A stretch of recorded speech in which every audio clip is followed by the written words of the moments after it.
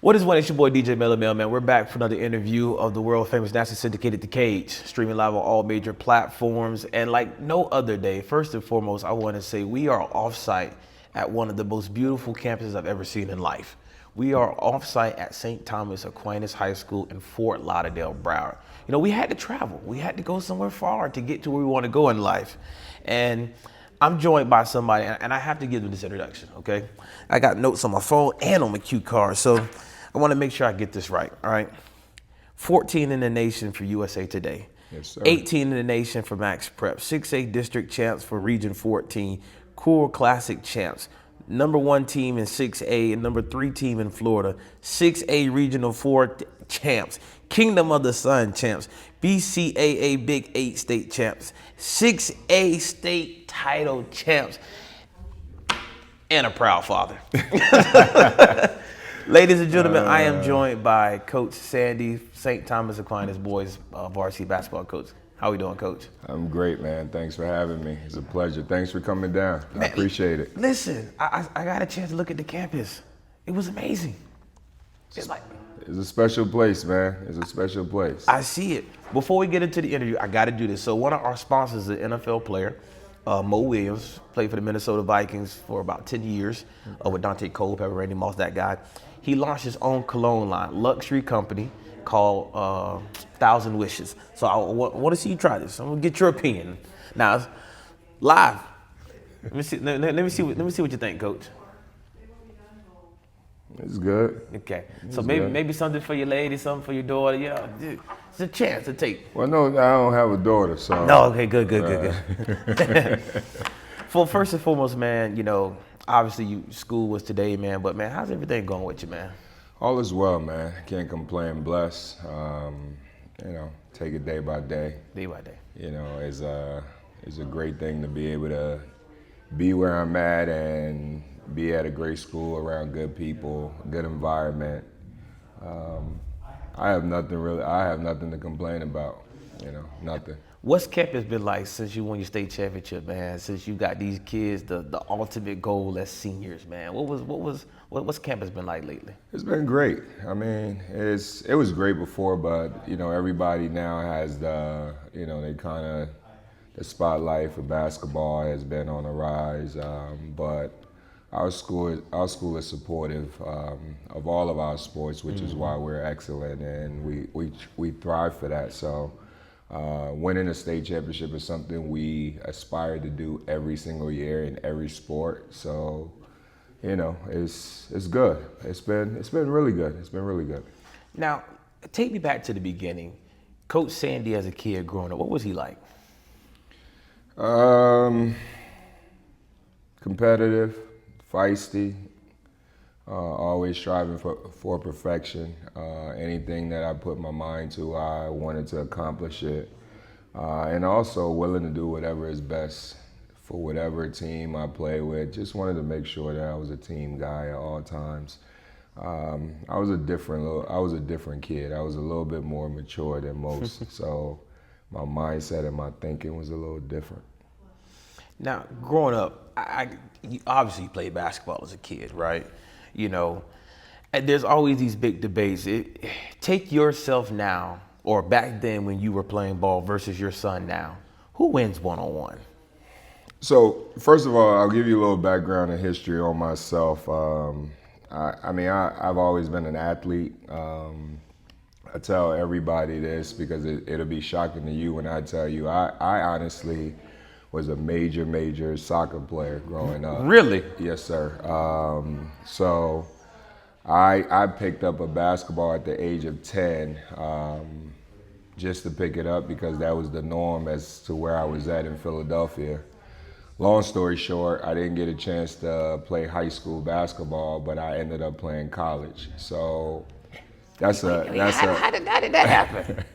I mean, it was just, for me, it was more the political thing, the political side of it, which is when I got into coaching, I try to make sure that my mindset and learning from that experience wouldn't be anything that's political. Mm-hmm. But that's a long story. That's for another time. But, you know, I tell my kids all the time, listen, I didn't play high school basketball, so this is a privilege for you guys to be playing it right now. I said, but one thing, I played college though. And that's very hard to do, even if you play high school basketball, and especially in the landscape that we're in right now. So, you know, back then it was a little easier, it was different, but you know, that's my background. Now, to answer your question, I train my kid to be better than me. Yeah. Because of my experiences and the things that I learned and kind of went through, I've always tried to prepare him to be better than me, better than his competitor, better than anyone that's in his grade class. Just prepare him for whatever. So one-on-one, a younger me will win because I could do everything that he can do, and I could flat out shoot it better. And I was just a little bit more advanced at my age. Now, he has all of that and more. So, as of right now, he'll probably win. But see, I always tell people, you know, you plus me equal better than me. True. You know, I'm gonna give you everything Yes. that I got, and you Yes. can go learn on your own. But Yes. eventually, you should become better than me. That's the goal. Yes. You He's know? better. He's better. Technically, to be real, he's better. What brought you to South Florida? The weather?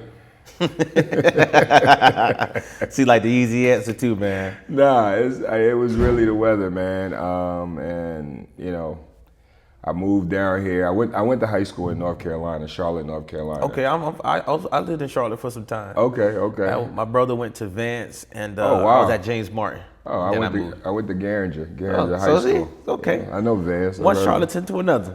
Yes. Yeah. So when it was time to go to college, I didn't want to go because my parents live in Philadelphia. I didn't want to go back to cold weather, and I just wanted to kind of be in an environment where the weather was similar to, you know, my native land, which is West Africa, Liberia. So I like Florida, came down, and I just got stuck here, man.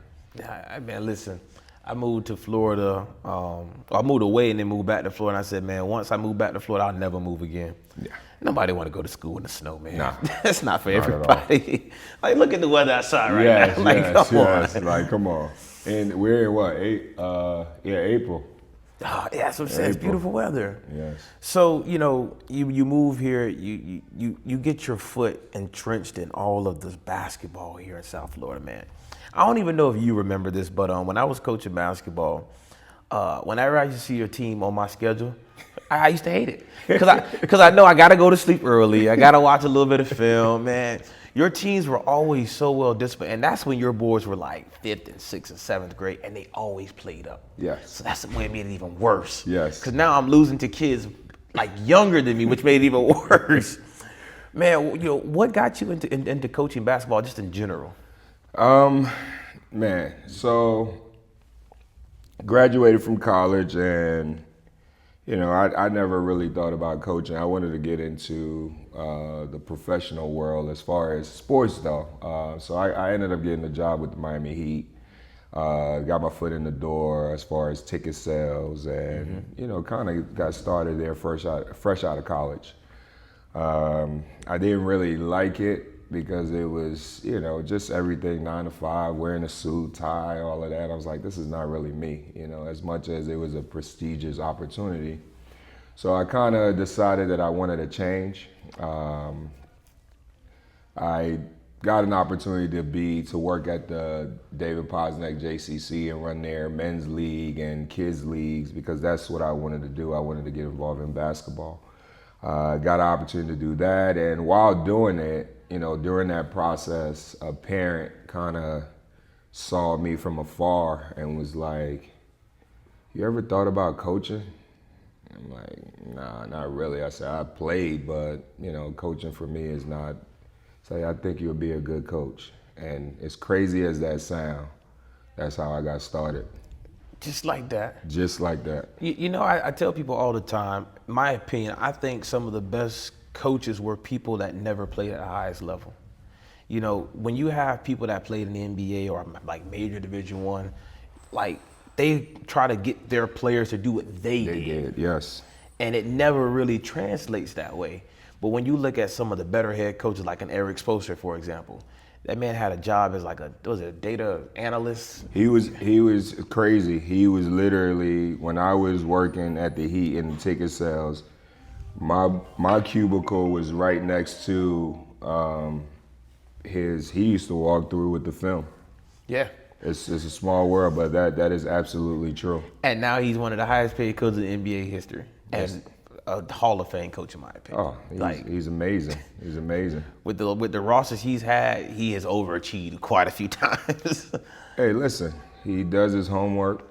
He prepares his guy. He learned under one of the best. I love him even more because some of the stuff he does is what I do here at the high school level. So, hey, you got to call him and be like, man, Spo, can I come to a practice? Let me steal a couple for things. For real. Yes. You know, so I read here, man, with 19 years of coaching experience, you know, how do you balance the development of individual players and still building like a strong relationship and making a good team, overall team? It's pretty simple and easy, man. When you have a culture, when you have expectations, you have the standard, especially where I'm at. It's simple because you kind of prepare and develop the kids to meet that standard, to come close to the culture you've already developed. So for me, I've always had high expectations when it comes to player development. What a lot of people don't realize, that's what I technically do. I'm just blessed with the gift to be able to take that and make it into a coaching type deal. But it's pretty simple. It's pretty simple and easy for me. Now a lot of people don't know these things, but they look at coaches as like their only job. But you're a full-time teacher here. I am absolutely full-time teacher every day. What subject do you teach? World history. Best subject in the world. That was the only subject I always got an A in. Because it don't matter what you do in life, history will tell you why the world is the way it is. Yes, sir. Yes, sir. And I understand that. And if you understand history, then you'll understand just how everybody operates. Listen, I tell my students, history is flexible, man. It always repeats itself. There's always something. Everything happens for a reason, and if you look at life in general, a lot of people think that things that are happening now just started happening. But if you look back in the history of the world, it's been happened before. All it's doing right now is just repeating itself. It's almost like the clothes I used to wear back in the day. Yeah. You know, it went through a phase. The baggy clothes was out of shape, then it came tight, now we're back to being baggy again. So, hey, man, so I have to commend you on that because, like, for those that know, I worked at Dwyer, man, and it's tough working on campus with kids. It's extremely tough. 18 years. What keeps you coming back every year? It's my why, man. Those kids. At the end of the day, that's what matters. Being able to impact a kid per day, that's my motivation. I do it for one reason and one reason only. Those kids. And once you have that kind of motivation and you believe in it and you have faith and you a God-fearing person, nothing else matters, man. You will have, when you come every day, you walk through these halls and I can walk through and it's fist bumps, it's handshakes, it's hugs, it's hi coach, Coach Sandi. For me, that makes my day. And I try to just impact those kids because once you do that, you'll have a good experience. And they'll run through a brick wall for you every time. Every single time, yes, sir. So you have seen the evolution of high school basketball in Florida. How would you describe the current landscape of high school basketball in the state? I mean, right now it's on fire. And just in our area alone, or in our state alone, all of the state championship in this Broward County, Miami-Dade, it came from this area. So, but in general, Florida basketball is big time. When you go from, say, our level to the prep, as far as Montverde, IMG, and those guys, DME, Columbus, all those schools are, They're all located right here in the state. So it's come a long way, but when I say a long way, basketball in Florida has always been good. There's been some Real good hoopers. real good hoopers that have come out of the state of Florida. We're just obviously we're known for football, but it's good. It's good right now, and what happened this year in the state, I think, have sent a message to a lot of other states that Florida basketball is for real. You know, what do you say to the people that say that Florida is a football state? You guys are not really basketball related, but then we go and win the 7 titles this year for basketball. Like I tell people, man, basketball has been good for a really long time. We have put out Team USA, NBA draft picks, numerous Division I talent, man. So I never understood that argument. I never did. Well, let me just also remind people, just last week, the national champions, the University of A Florida. little more sport, yeah. So, Oh yeah, that's right. The Gators did win. Yeah, they did. I'm a Kentucky fan, but you no, but still, but yes, right? Florida. Speaking on the topic of just, and key players on that team are from the state of Florida, right? So, I mean, yes, listen, there's no debate, like, as to how huge football is in our state. Our school primarily is known for that, and rightfully so, because we're very, very dominant and successful. But I will say this, basketball is also on the rise and is very, very huge down here as well. Now you've been the head coach at St. Thomas for a few years now, and you have been instrumental in a ton of players going Division I and even playing professionally overseas.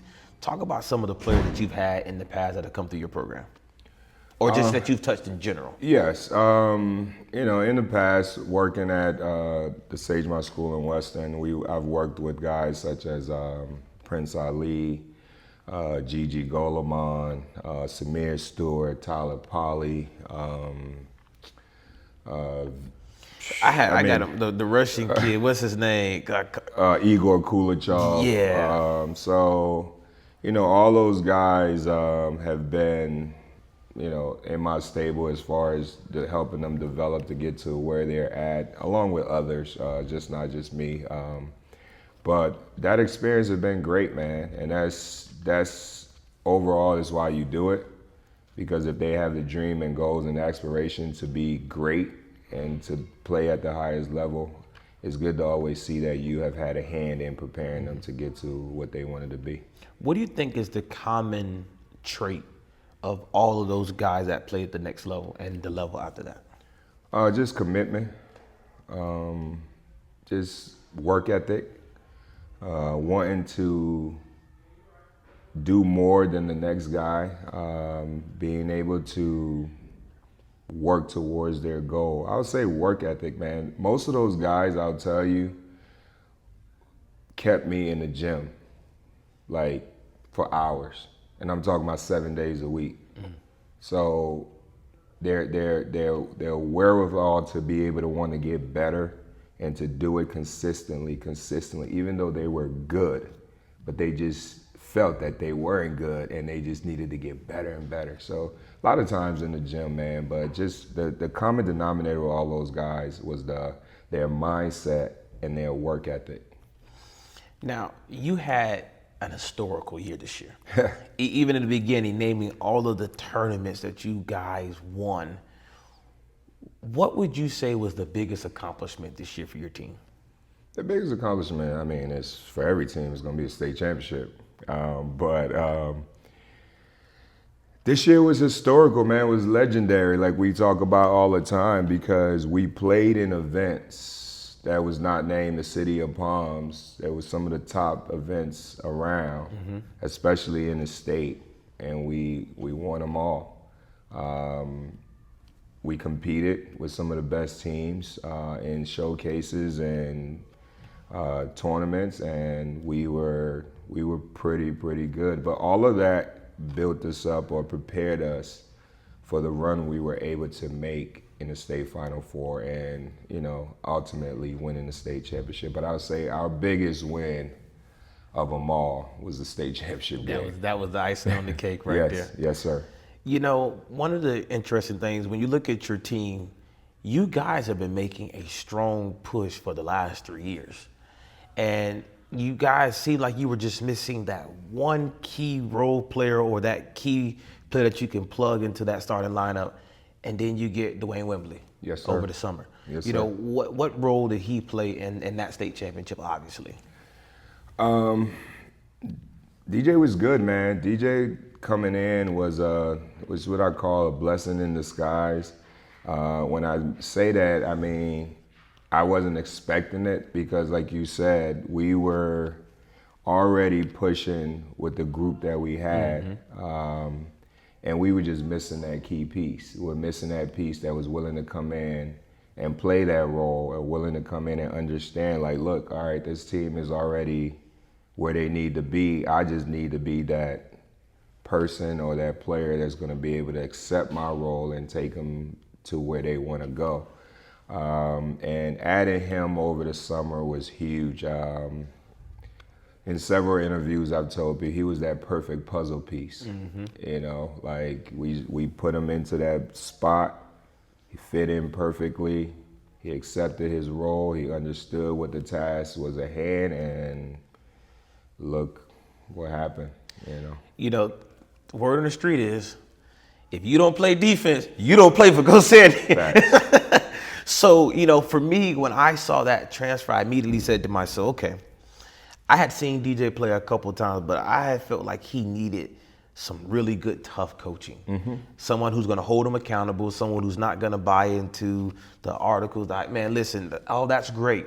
And we got to win ball games. You know, I don't care about all the others. We got to win games. Yes. And when he came to St. Thomas, I said, oh, it's over. He got it. And then you guys get the championship. But I'm gonna tell you who I think was, and I don't even want to disrespect it when I say dark horse, but your son can play, man. I mean, no, he can really, really play. You know, talk about his leadership and running the point, and what role did your son play in, you know, just everything involving this team? He played a huge role. He had a group that he has been with for a while, and understanding how close we have been the past couple of years. Then you add in, say, a Dwayne Wembley, who came from a different type of environment to come into our environment. So it took his leadership, his ability to make sure that everybody falls in line with the standard and culture that we have already created and built. So he was instrumental. He was the one making sure that guys understood what type of coach I was, especially Dwayne Wembley coming in, to not kind of take certain things too seriously or don't take it too hard, you know. So, and I know behind the scenes, he was the one that was keeping guys in check, not just off the court. He did that on the court as well because of his style of play and what he brought to the table. As you alluded to earlier, he's a good player, man. He's faced with being my son, so a lot of people would think that it's kind of preferential, but like I told you earlier, the reason why I got into coaching it's not about that. You know, it's about, you know, you're gonna earn everything. And I can promise you, anyone that's have watched him since he was in the 3rd, 4th, 5th, 6th, 7th, 8th, 9th, 10th, whatever grade he's in, you know I coach him to the highest. And which is why if I'm holding him accountable, I can guarantee you I am holding everyone accountable. You can't say nothing about it. Well, you can, but it won't. And there's no fluidity to it. Yes. You know, and that's hard to do because sometimes a lot of coaches, they can't separate son and dad moments on the court. You know, but I always tell people, where you look at it as a negative, I look at it as a positive. You telling me as a father I can't be involved in my kids' life? Hey, listen. It's crazy. I saw something like that. Just it might have been a commercial or someone was speaking on that with Deion Sanders and his kids. You're trying to tell Deion Sanders that he's not supposed to do what's best for his kid. Now, to look at all of that, I don't even go that far with it. I'm always going to do what's best for my kids, just like most parents are going to do anyway.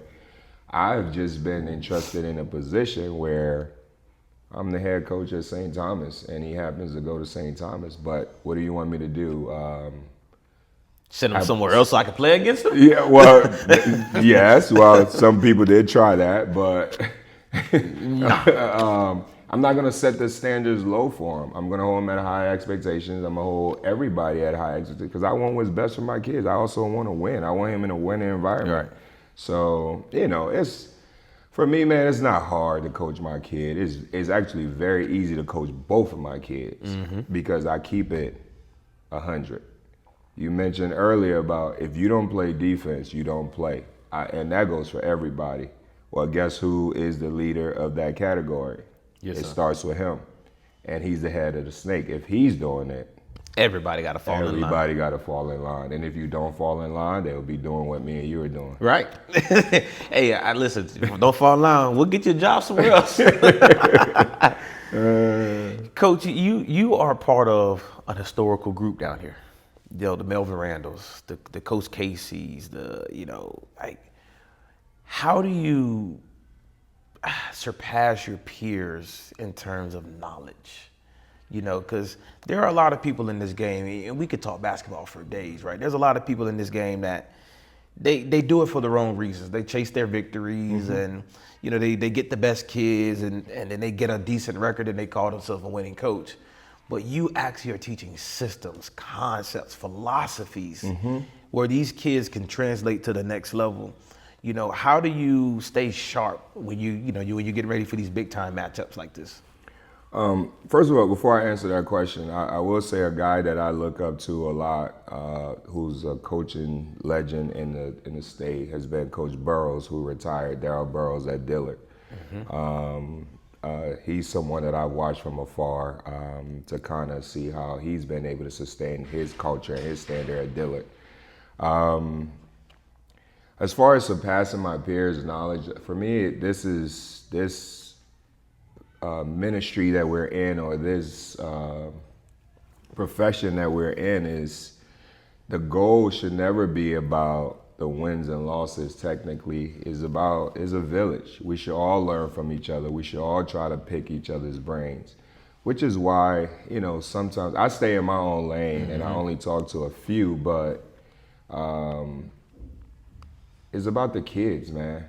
And if you continue to stay sharp, you continue to learn from each other, you continue to evolve and watch what is transpiring and have all the right things in place, I think that's the right way to go.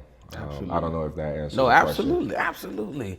Because I said it kind of before the interview, but in my opinion, and I mean, I'm not the brightest cookie in the cookie jar here, but I got a state championship too, so I know a little bit. Listen, I think you are probably 1A and 1A in terms of best coaches in South Florida. Appreciate that. And I mean that. There's only one other coach that I think can rival that, and that's Coach Casey from North Broward Prep. He knows his stuff. But the reason why I say you, Coach, and I mean this because I was always taught system basketball at an early age. Lorenzo Hands and the Fred Rosses, the T. Watts. That was my coaching pool early.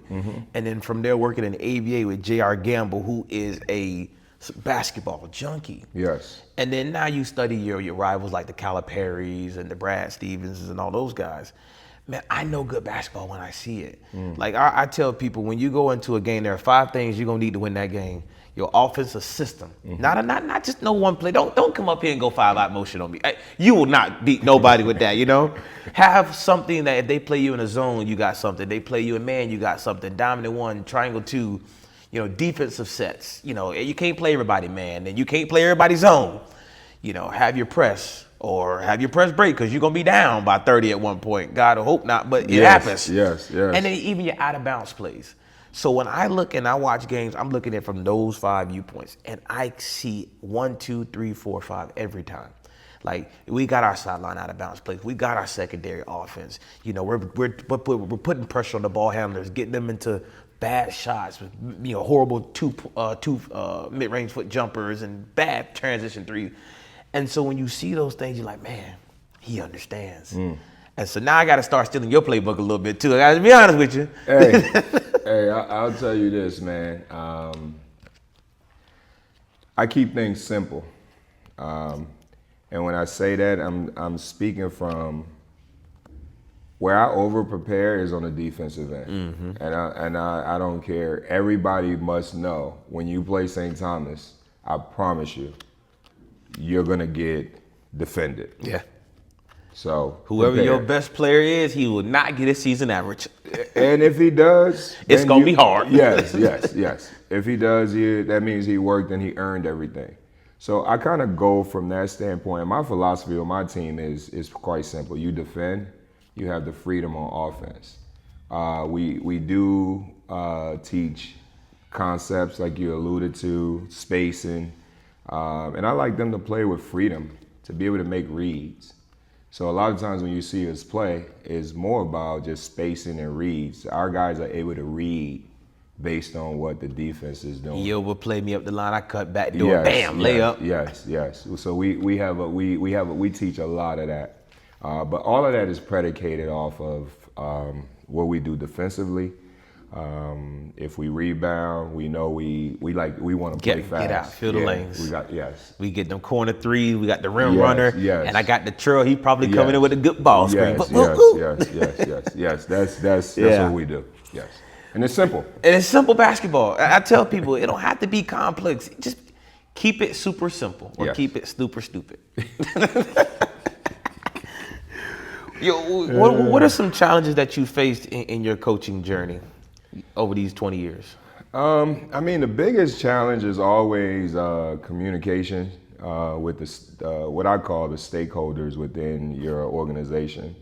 And from a high school basketball standpoint, you need to have parents, coaches, players, administration all on the same page. Yeah. When there's a breakdown in communication, that's when you face a lot of issues. So I think a lot of times that for me, what I've experienced is just the communication piece.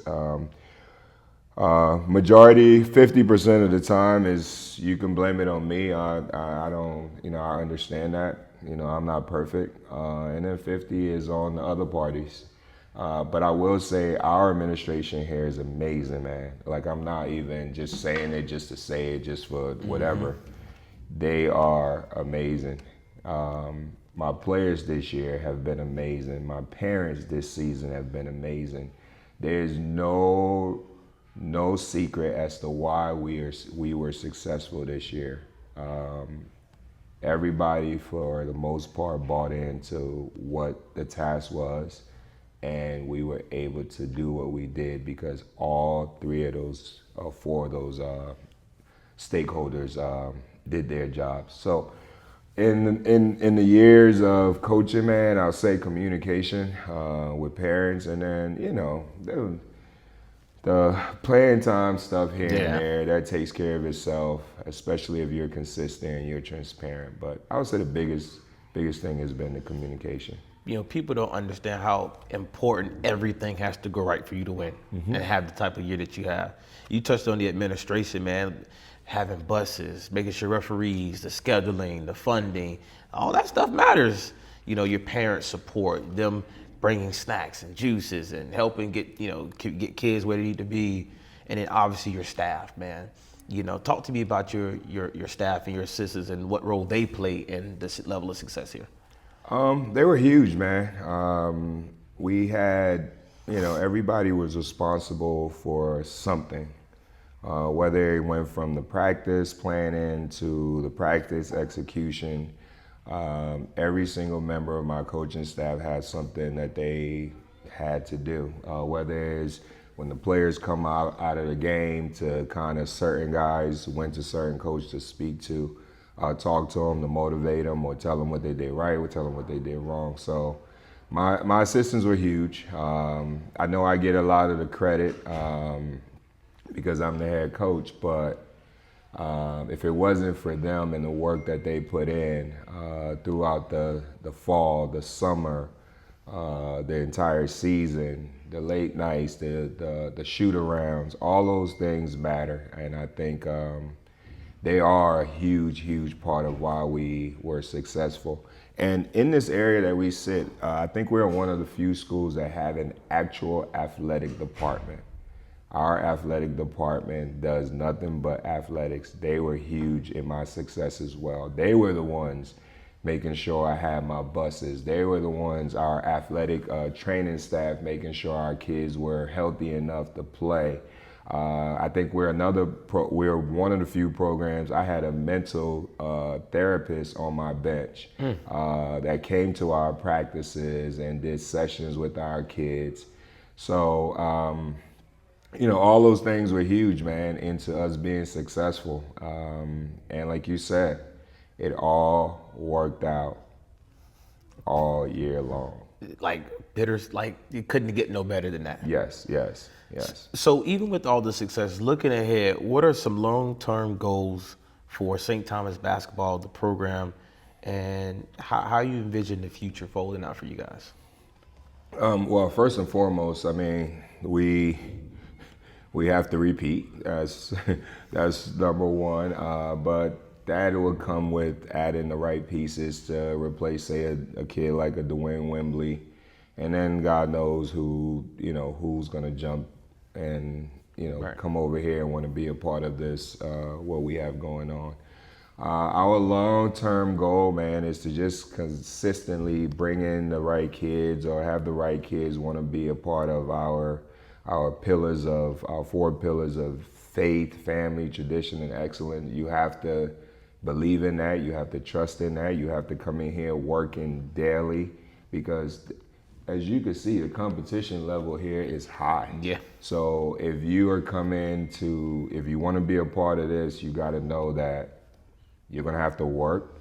And if you want to go to college, this is the place to prepare you for it because it is like a college environment, but just at the high school level.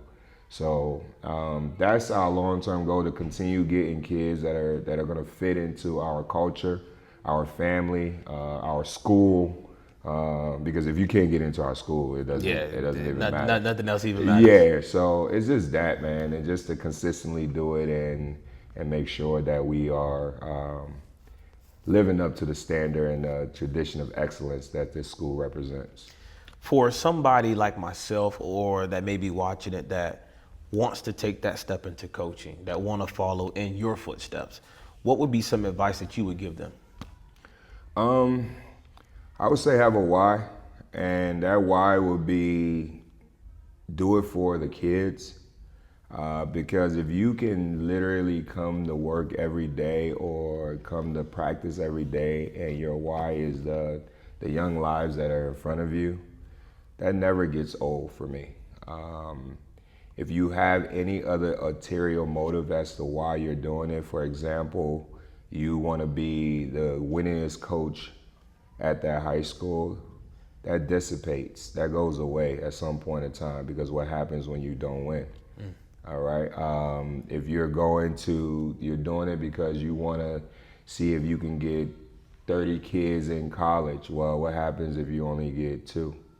So I just think that if you come in looking at development as your key goal, doing it for the kids, being as transparent and truthful all the time, you will last a very long time. But anything outside of that, at some point in time, it fades away. And, you want to kind of stay away from that. Now, you mentioned just doing more than just basketball. What's one thing that you hope all your kids, whether it's your sons, whether it's Dwayne, or just anybody that you've touched in the last 20 years of coaching, what is one thing you want them to walk away besides basketball? Just being a good human. Being a good person. That's just being a good human. Making sure that people can trust you. Maybe making sure that you can be as loyal and committed to whatever you say you're going to do. If you say you're going to do something, you go ahead and do it. And that all boils down to just being a good human being. If you're a good human being, you don't, people are gonna flock to you, and everything else is gonna take care of itself. So anything I would tell any of the kids, be a good human being, be a good husband, be a good wife. Make sure you leave an example. Make sure you be a good example.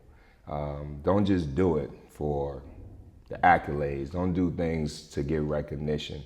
And that's really my motto. Like, I don't even, this year I did all these interviews, but I could have done them last year. I could have done them the year before. So I'm not a big fan of that. So because my why is different. So just do it and just be a good human being, and everything else is gonna come, and it's gonna come organically. And that's another thing too, man, when we reached out to you, because one thing that, when I took this show over, I said that I wanted to not only highlight basketball, but just sports in general. I've had every kind of coach you could imagine on my show, but I wanted people who were influential in children's lives, that spread positivity and that have a message. But most importantly, to give them a platform to share their message with the world. Yes. With 1.3 million listeners, man, we've been blessed to be able to tell a lot of people's stories.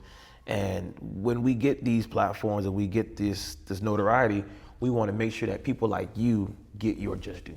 Because I think oftentimes we do get overlooked. Mm-hmm. And, as humble as we are, we don't want to brag about ourselves. But I'm going to brag for you, Coach. I think Appreciate that. I think you are a phenomenal coach, but also a phenomenal human being. All my interactions with you, even before you knew who I was or who I worked with, was, hey, what's going on, Coach? How you doing? Yes, sir. No, sir. And you gave me that respect. And so for me to now come back full circle with this new platform, to be able to shine another positive light on your program, man, it means the world to me. Thank you. And there's no secret, having coaches with your pedigree and your influence makes this platform grow even bigger. Because now there's going to be another coach that's going to say, hey, whoa, where's my interview? And now we able to help even more people. Because like I said, man, I think the media in South Florida could do a much better job. And I'm challenging them because I want to create that ESPN feel, that first take for all of high school sports in South Florida. And that's why I do it the way I do it. We got to get some tickets to come out to this game too this year. Hey, listen, man, you don't need tickets. Just whatever game you want to come out to, just the same way we communicated. Yeah. You have my number, just text me. I'll make it happen. First of all, thank you guys for being able to come all the way down here. Yeah, absolutely. I really appreciate it, and I'm glad we're able to make it happen. Yes. And hopefully, this is, we can get more of our kids, our basketball kids, on a show to kind of express themselves. Because yes, we are humble. We like to let our work speak for itself. Correct. All right. But like I said, thank you. And I'm hoping that we can do more shows. Absolutely. And look, it streams live on YouTube. And also, we just landed a deal with Apple, so it's going to be available on Apple TV. Hey, man. So hey, you're doing it big. You're going to be famous, Coach. You're doing it big. Man, I appreciate you. Hey, thank you so much, man. Ladies and gentlemen, Coach Sandi, St. Thomas High School.